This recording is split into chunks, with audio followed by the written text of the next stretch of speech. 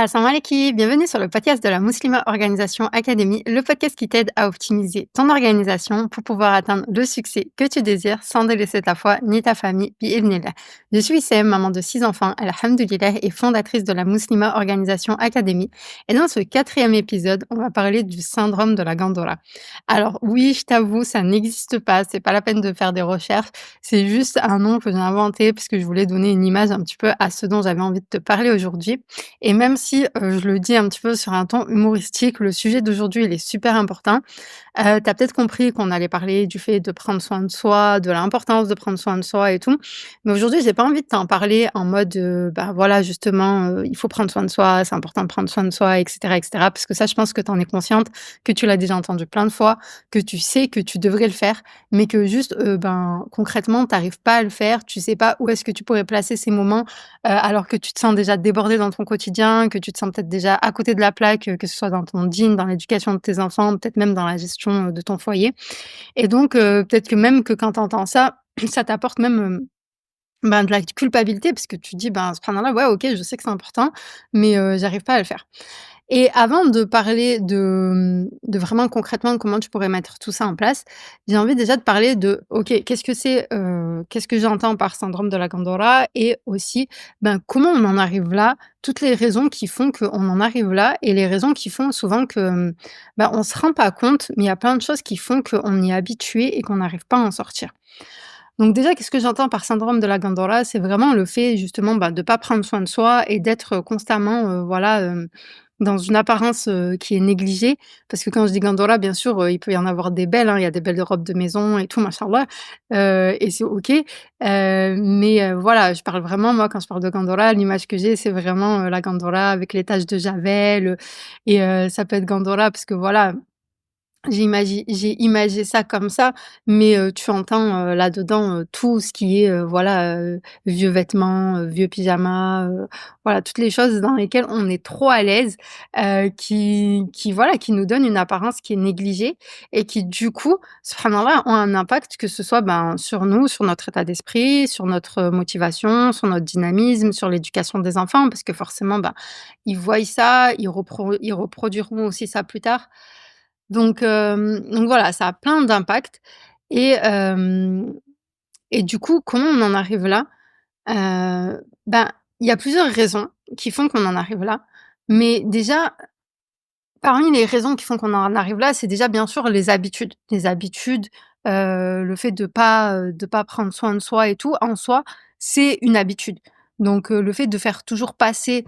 tout le reste avant soi-même, c'est une habitude en soi. Parce qu'on voit, les habitudes on voit que les bonnes habitudes qu'on veut mettre en place et qu'on essaye, d'acquérir. Mais en fait, toutes nos journées, tu vois, elles sont, elles sont faites de petites habitudes qui s'accumulent, que ce soit des bonnes habitudes ou que ce soit des mauvaises habitudes, que ce soit des habitudes qui soient conscientes ou que ce soit des habitudes qui sont inconscientes. Et en fait, le fait de pas prendre soin de soi, le fait de pas avoir ce temps, pour, ne et quand on dit temps, c'est vraiment, c'est pas forcément énorme, hein, mais juste le fait de prendre le temps de s'habiller, de se coiffer le matin et tout, ça prend 5 minutes après avoir fait ses ablutions. On n'est même pas en train de parler de faire des soins, de se mettre vraiment, dans sur son 31 et tout. Juste voilà, d'avoir ce petit temps et ben, le fait de ne pas l'avoir, le fait d'être dans le speed dès le matin, le fait de directement, se consacrer, à la maison, aux enfants, à tout ça et ben, en soi, c'est une habitude. C'est une habitude certes qui est peut-être pas bénéfique, comme ça, mais c'est une habitude quand même et ça, faut en être consciente. Ensuite, les choses aussi où il faut être consciente, c'est que d'une part, je pense qu'on a beaucoup, on est, en tant que femme, on est beaucoup là-dedans dans le sacrifice un petit peu total parce que subhanallah, on a cette capacité, hallucinante en tant que femme, subhanallah, à s'oublier en fait, à s'oublier complètement et à faire passer, les autres avant soi-même et vraiment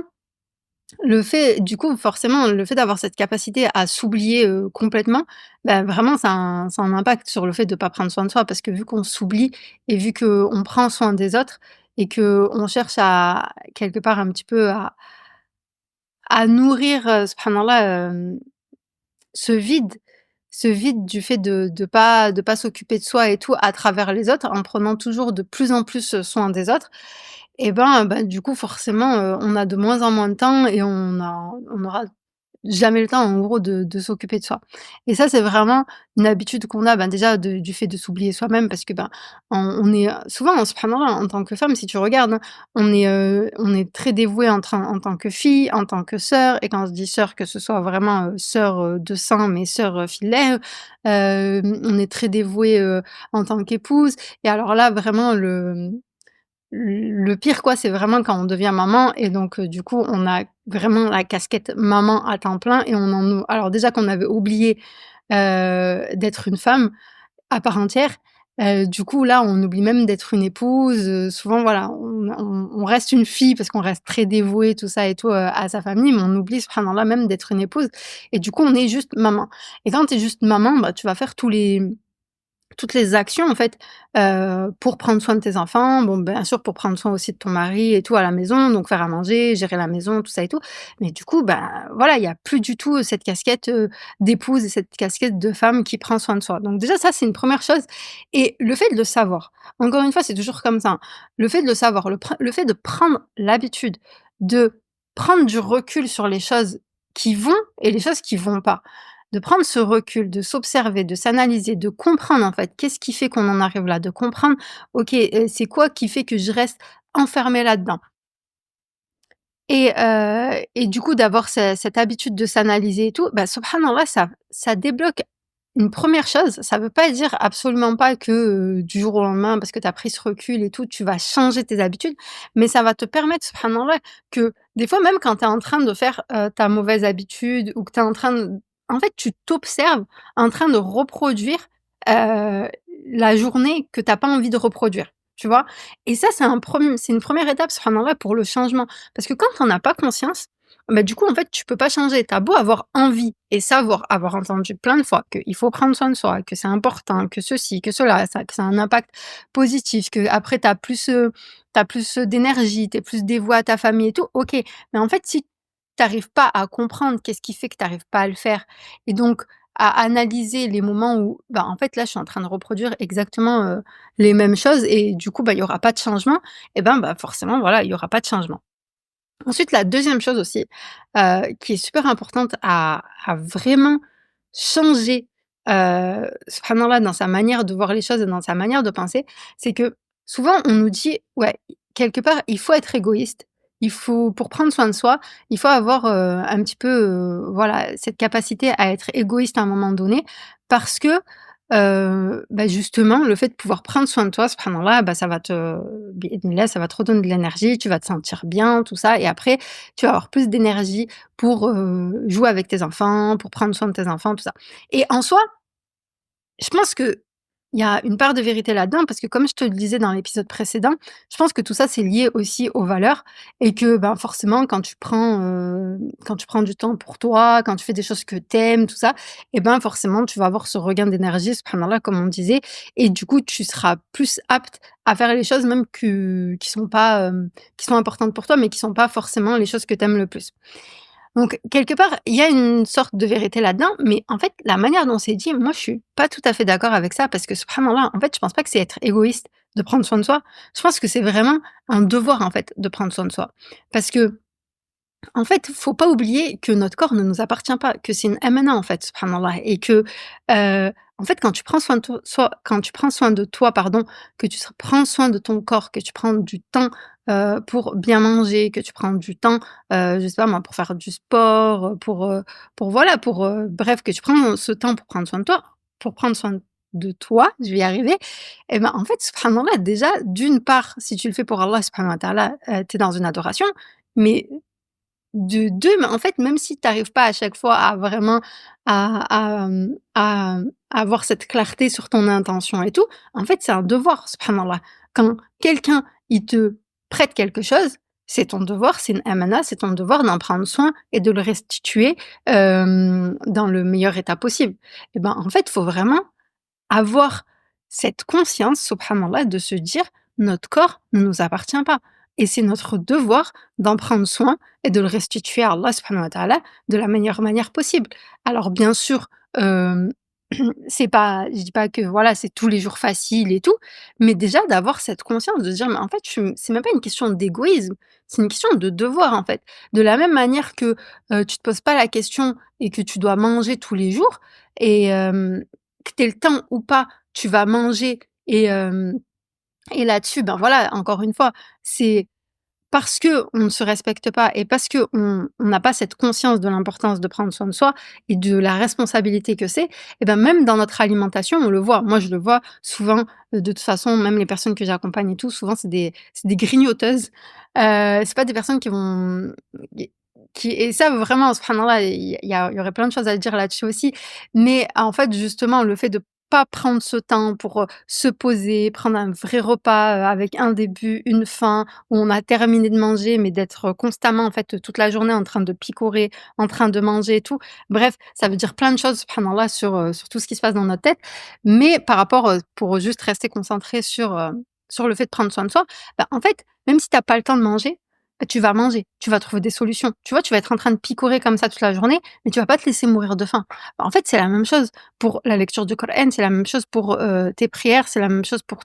toutes tes adorations et c'est la même chose pour prendre soin de soi, en fait et c'est la même chose pour tes enfants. Parce que si tu regardes bien, subhanallah, même celles qui vraiment, sont débordées, elles sont sous l'eau et qu'elles arrivent vraiment elles culpabilisent parce qu'elles arrivent pas à avoir ce temps avec leurs enfants, ce temps de qualité où elles aimeraient, jouer, faire des activités, lire des histoires, vraiment, leur apprendre, avoir ces temps pour l'apprentissage de la religion et tout. Même si elles arrivent pas à faire tout ça, mais en soi, même si tu as pas le temps, tu passes quand même du temps avec tes enfants. Les choses qui sont obligatoires et qui dans ta tête, voilà, c'est indispensable. Enfin voilà, tes enfants, faut qu'ils mangent, tes enfants, faut qu'ils soient propres, tes enfants, faut que tu leur laves les vêtements. Et voilà, il y a des choses en fait qui doivent être faites et qui sont faites parce que tu le sais, c'est un devoir, il y a pas le choix et en fait, si c'est pas fait, ben, il y a plein de choses qui vont découler et qui vont pas aller. Et ben, c'est la même chose sur le fait déjà rien que sans parler de qu'est-ce que tu vas faire pour prendre soin de toi pour prendre soin de toi, je vais y arriver subhanallah et où est-ce que tu vas caler ces moments? Déjà d'avoir cette conscience de se dire: «En fait, c'est un devoir. C'est un devoir que je dois faire» et point en fait. Déjà ça s'arrête là. Dans ta tête, il faut vraiment que tu aies ce changement en fait d'état d'esprit, de pas te dire que tu es égoïste, de pas te dire que: «Ouais, ce serait bien si je peux à un moment donné», tout ça, mais te dire: «OK, déjà c'est un devoir de prendre soin de moi». Ensuite, parmi les raisons qui nous amènent subhanallah à vraiment être dans parce que dans le bien sûr il y a des, comment dire ça? Il y a pas des catégories, mais on va dire qu'il y a des degrés, voilà. Il y a des degrés dans le fait de prendre soin de soi et donc dans le fait de ne pas prendre soin de soi. Il y a vraiment le fait de pas prendre soin de soi, voilà, de manière, assez basique, comme tout le monde, un petit peu de laisser aller et tout et il y a vraiment, en fait, un laisser aller énorme et moi, je pense que c'est beaucoup en lien, subhanallah, avec, avec justement, avec le manque de structure. Parce que souvent, subhanallah, ben, voilà, on travaille de la maison, alhamdoulilah, avec l'entrepreneuriat, on est notre propre patron, donc en fait, on fait comme on veut, on travaille d'où on veut, aux heures qu'on veut. Ensuite de ça, ben, si jamais, tu fais l'école à la maison et même si tu le fais pas, mais encore pire si tu fais l'école à la maison, ben, encore une fois, tu t'enlèves un cadre parce qu'il y a pas le cadre des horaires d'école où tu dois amener tes enfants à telle heure, aller ils reviennent à telle heure, aller les chercher et cetera et cetera. En fait, le manque de structure dans sa journée nous amène justement, subhanallah, à un laisser-aller total, subhanallah et le perfectionnisme aussi, je pense qu'il vient jouer énormément là-dedans parce que du coup, vu que d'une part, on n'a plus de structure qui est imposée, qu'on est vraiment, hem, laissé, subhanallah à soi-même en fait et à son organisation et donc du coup à son manque d'organisation, et que d'un autre côté, sûrement parce que je pense qu'on a toute une part de perfectionnisme, plus ou moins, développée, mais d'un autre côté, ce perfectionnisme qui vient nous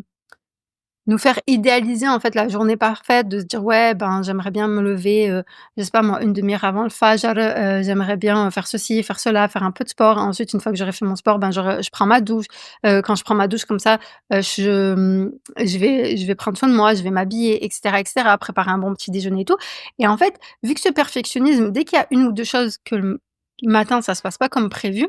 et ben, on va tout laisser tomber en se disant: «Ben, inch'Allah demain, et ben, ça va je vais bien commencer la journée, je vais faire ceci, cela et tout, et donc là, je prendrai soin de moi, je prendrai le temps de m'habiller, tout ça, tout ça». Et à chaque fois, en fait, ça se passe pas comme prévu, et donc à chaque fois, on repousse, on repousse, on repousse, et donc vraiment, on reste dans dans cette, quelque part, cette culpabilité de ne pas avoir fait ce qu'on voulait faire, mais en même temps, on a tellement, mais tellement, subhanallah, cette conviction, subhanallah, que le lendemain, eh ben, ça va être fait et que ce sera parfait et que ce sera, enfin, quand je dis parfait, bien sûr, on sait que ce sera jamais parfait, parfait, mais en tout cas, on a vraiment cet espoir que ce sera, voilà, qu'on va respecter les horaires, qu'on va respecter, tout ce qu'on s'est dit qu'on allait faire et tout. Et donc du coup,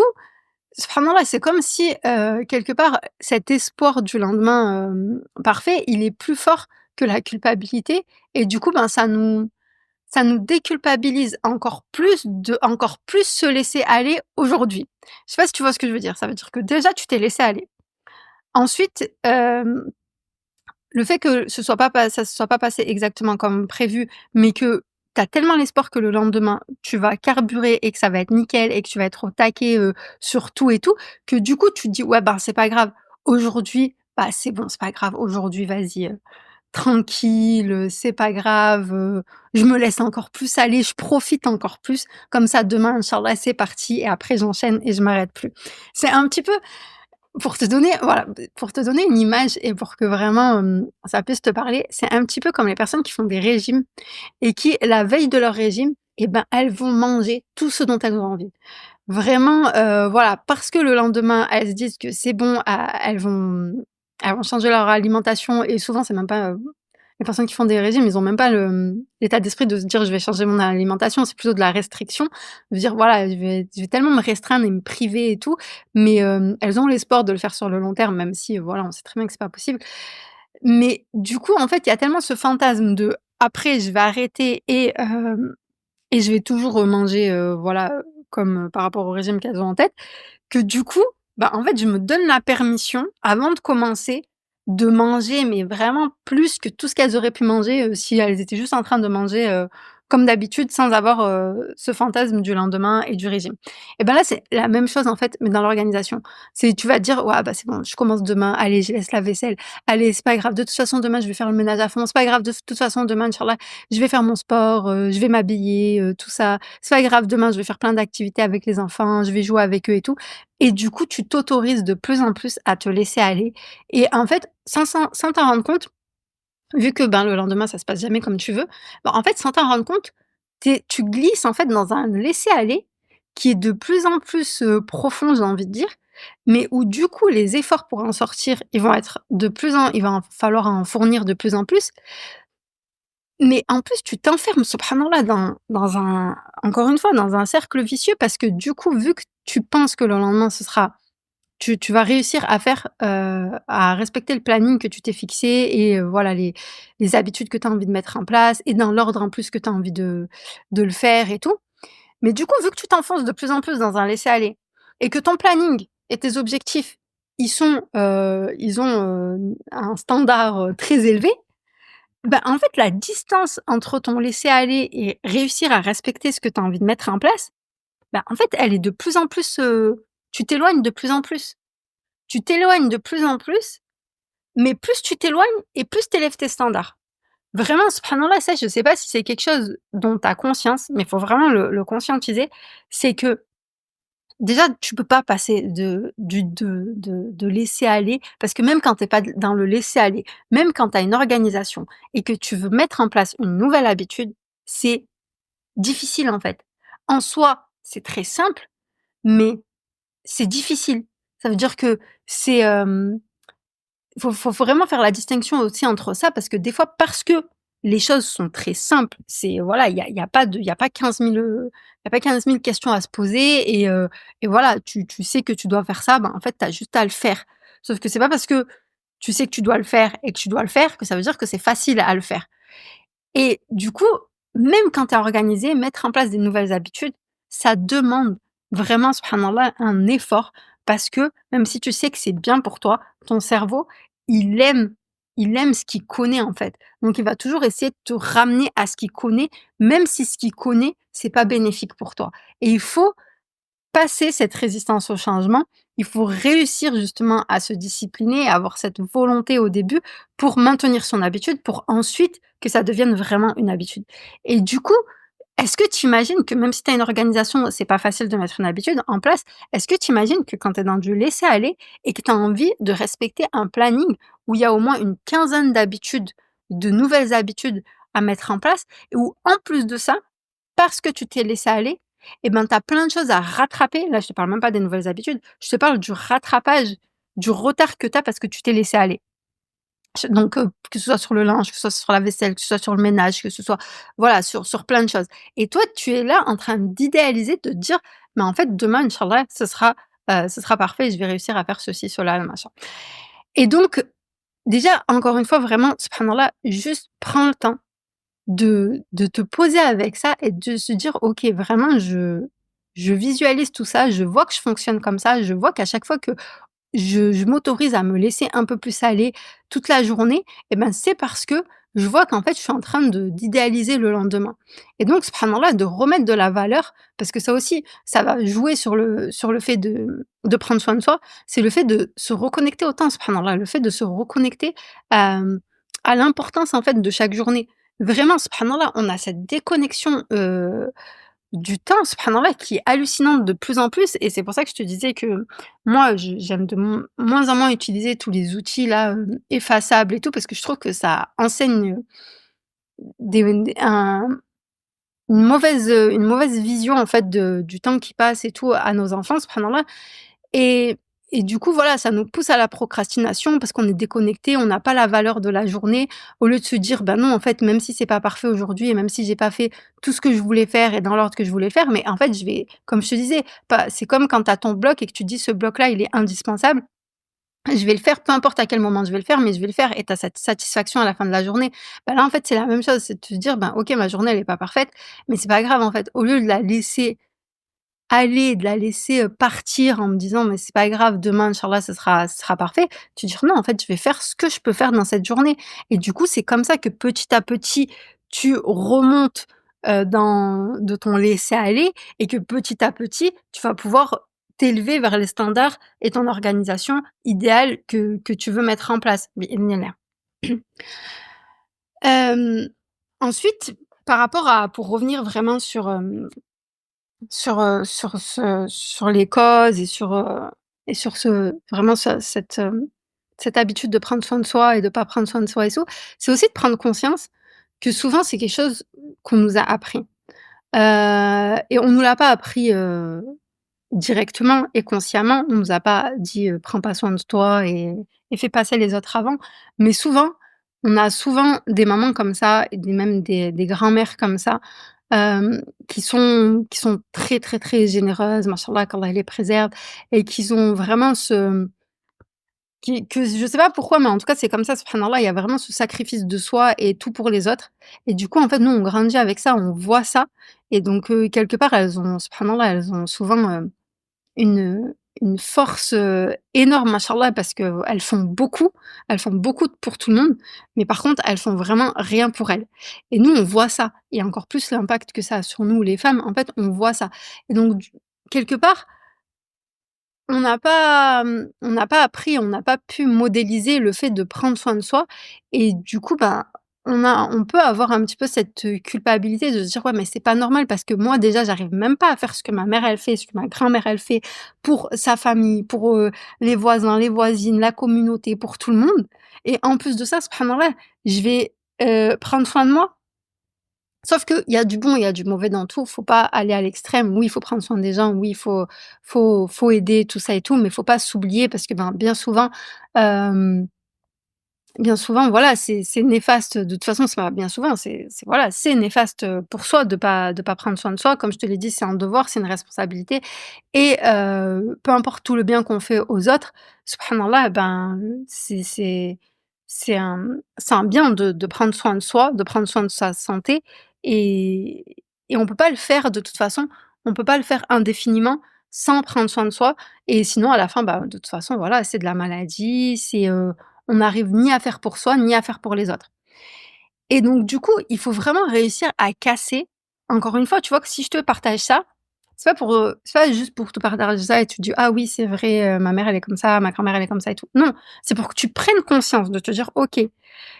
peut-être que j'ai plein de choses en moi que je fais et que je n'arrive pas à faire parce que j'ai grandi comme ça et que inconsciemment, voilà, j'ai modélisé certaines choses, parce que, bah, j'ai grandi avec et que j'ai vu ces choses-là. Et donc toi, qu'est-ce que tu fais de ces informations? C'est de te dire: «OK, maintenant que je sais ça, est-ce que je veux la même chose pour mes enfants?» Ben non, on a toute envie que nos enfants, ils aient un minimum, voilà, de je sais pas comment dire, mais de ce cette conscience de prendre soin d'eux et qu'ils y arrivent, en fait, qu'ils arrivent à le faire plus que nous, on y arrive. Et parce que prendre soin de soi, subhanallah, ça va aussi dans le fait de justement de privilégier ces temps, de respecter ces temps où on se dit: «Bah, non, là, c'est mon temps pour mes apprentissages, c'est mon temps pour mon dîn, c'est mon temps pour ma lecture du Coran». Parce que c'est des moments où on prend soin de soi, on prend soin de son âme et c'est des moments où on se ressource, subhanallah. Mais en fait, des fois, quand on n'arrive tellement pas à prendre soin de soi que même ces moments-là, on n'arrive pas, en fait, à les respecter. Parce que dès que quelqu'un, il va venir nous demander quelque chose et ben, non, en fait, les autres sont plus importants, peu importe, l'importance de ce qu'on voulait faire pour nous. Donc c'est juste pour te dire, parce que souvent quand on dit prendre soin de soi, on voit juste, le fait, de se faire un petit masque, de voilà, de prendre soin de soi dans ce sens, esthétique, cosmétique et tout, mais pas du tout en fait. Le fait de prendre soin de soi, c'est comme je t'ai dit, c'est au niveau du jean, c'est au niveau des apprentissages, c'est au niveau de l'alimentation, c'est au niveau de tout en fait. Et donc, une fois que tu as conscience de ça, c'est de se dire: «OK, je veux pas que mes enfants, ils reproduisent ça, donc je veux pas que mes enfants, ils modélisent ça, donc quand je prends soin de moi et que je prends ce temps pour moi, je suis pas juste en train de le faire pour moi, je suis en train de montrer à mes enfants aussi qu'il faut le faire, que c'est important de le faire et je suis en train de leur apprendre à modéliser le fait de le faire, en fait, tout simplement. Et donc quelque part, ça vient casser cette boucle, en fait, cette chaîne de reproduction de génération en génération et ça, vraiment, je te le dis là par rapport à cette thématique, mais c'est vraiment quelque chose que tu peux utiliser sur tout ce que tu veux mettre en place ou que tu veux arrêter de faire. C'est vraiment toujours le connecter avec l'éducation de tes enfants. Parce que souvent, subhanallah, on prend beaucoup de temps à réfléchir, à leur enseigner certaines choses et tout, mais vraiment, heu la modélisation, c'est ce qu'ils apprennent le plus. Ils vont plus reproduire ce que tu fais que faire ce que tu leur dis. Donc le fait de, toi, connecter les habitudes que tu veux mettre en place ou les choses que tu veux délaisser à l'éducation de tes enfants, encore une fois, ça te fait gagner énormément de temps parce que, ben, du coup, ils vont devoir le faire, donc ils vont le faire ou ils vont ne pas te voir le faire si c'est des mauvaises habitudes et donc du coup, ils vont pas apprendre à le faire et donc ça te fait gagner énormément de temps et toi, tu as cette motivation pour justement délaisser ou faire, ce que tu veux faire ou ce que tu veux délaisser, tu as cette motivation qui, pour persister parce que tu es en train de te dire: «Ouais, mais en fait, je le fais pas juste pour moi là, je le fais parce que c'est important pour moi que mes enfants apprennent à faire ça et cette habitude-là dès le plus jeune âge» ou ne voient pas cette mauvaise habitude dès le plus jeune âge pour que, bah, en fait, pour eux, voilà, ce soit normal de pas faire, telle ou telle chose, quoi.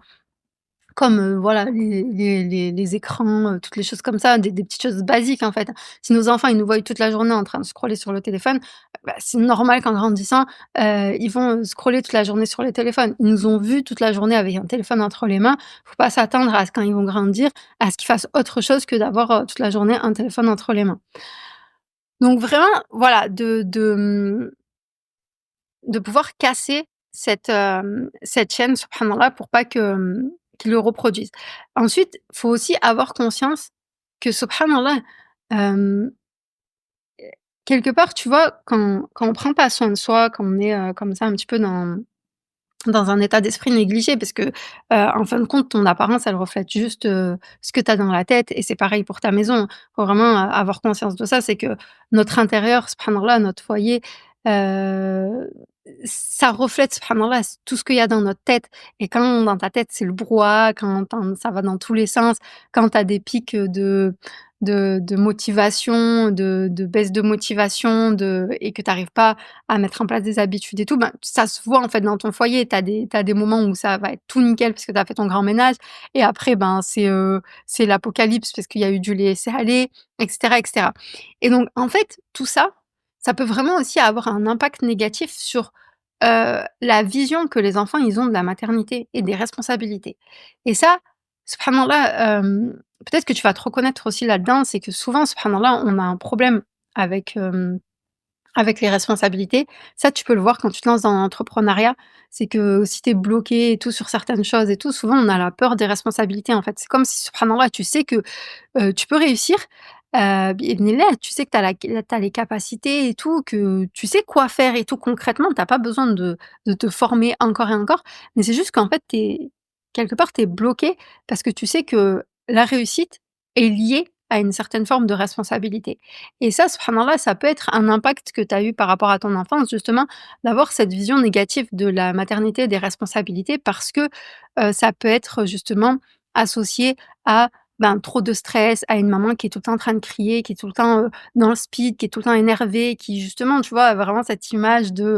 encore une fois, tu vois, de la Gandora avec les taches de javel, que tu es en train de cuisiner en même temps, que tu essayes de répondre à un message en même temps, avec, le chignon de travers, tout ça. Et ben, tout ça, en fait, faut vraiment prendre conscience, subhanallah, même si c'est dur et même si quelque part ça fait mal, mais de se dire que nos enfants, tout ça, ils le voient, vraiment et ça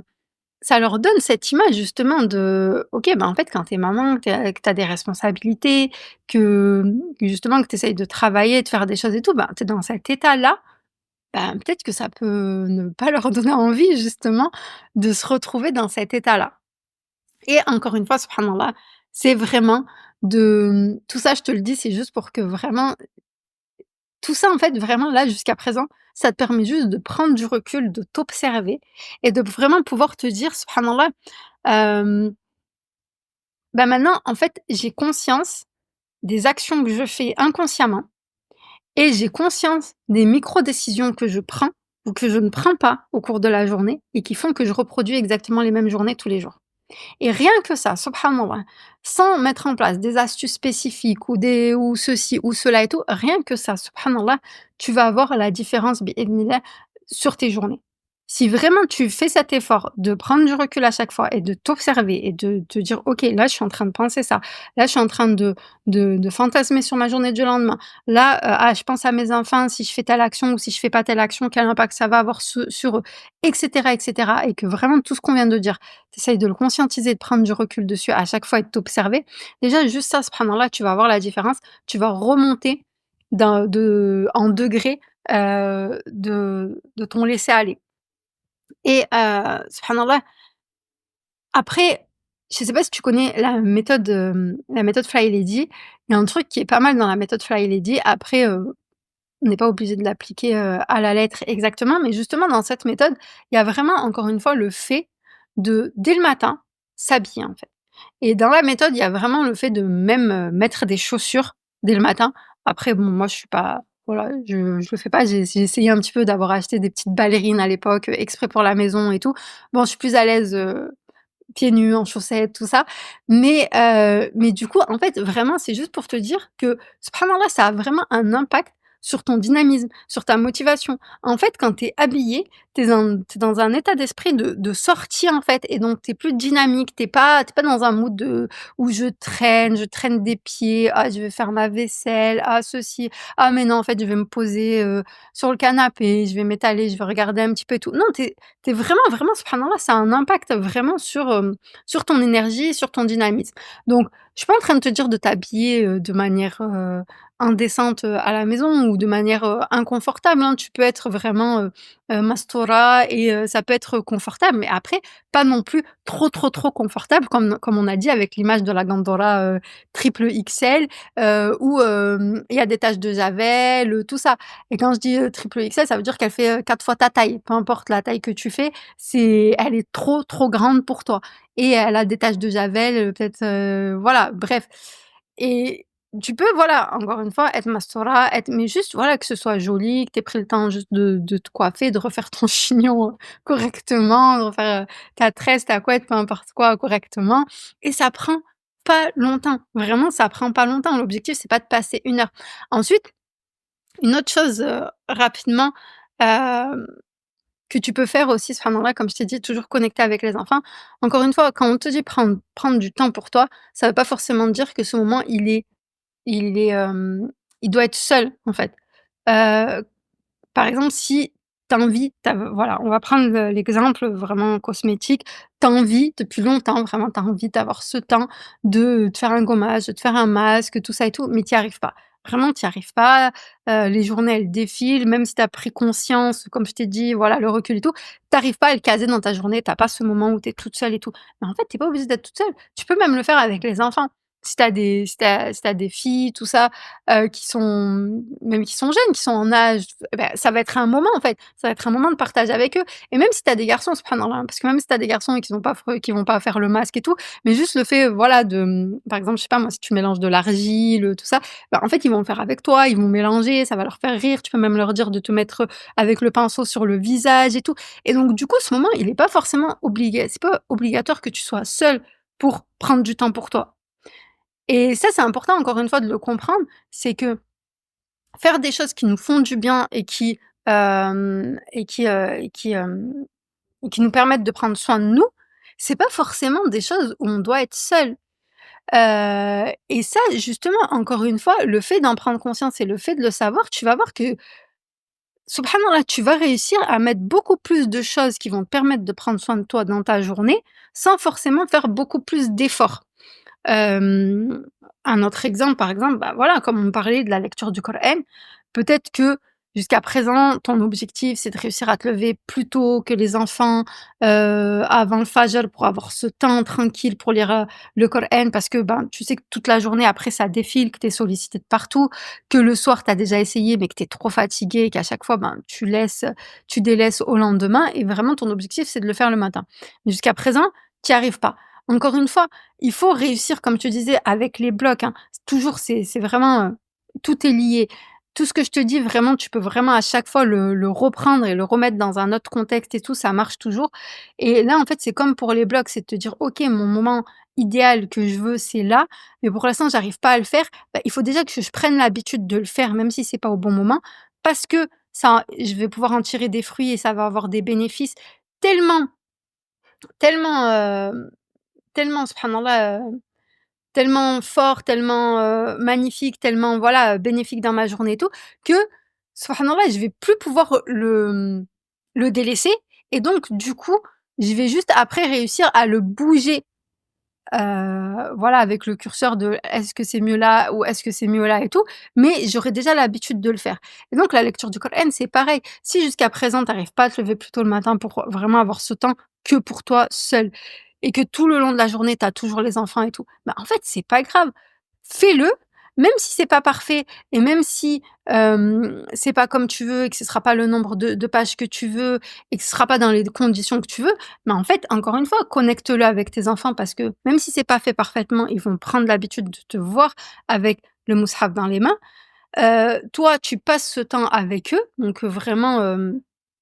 voilà, ça peut être un temps, tu lis un petit peu et vu que de toute façon, ils vont venir autour de toi et tout, tu vas plus pouvoir réussir à lire ou à réviser et ben, tu peux continuer, dans ce temps avec le Coran à justement, bah, faire réviser les enfants, leur faire réciter quelques versets, s'il y en a qui a commencé à apprendre à lire l'arabe et tout, bah, leur faire lire quelques versets et tout et donc tu as quand même eu ce temps, tu vois, subhanallah, avec le Coran, même si c'est pas parfait, même si c'était pas comme tu veux et en fin de compte, toi, tu prends l'habitude tous les jours d'avoir ce temps avec ton Coran, donc tu peux plus t'en passer après et petit à petit, inch'Allah, tu vas réussir à l'avoir, au moment où toi tu veux. Mais en plus de ça, il y a eu plein d'autres bénéfices. C'est que tes enfants, ils t'ont vu avec, c'est que du coup, ben, tu les as fait réviser, même si c'était pas le moment parfait, le moment où tu avais prévu de les faire réviser. Tu as fait un petit peu, voilà, de lecture et tout,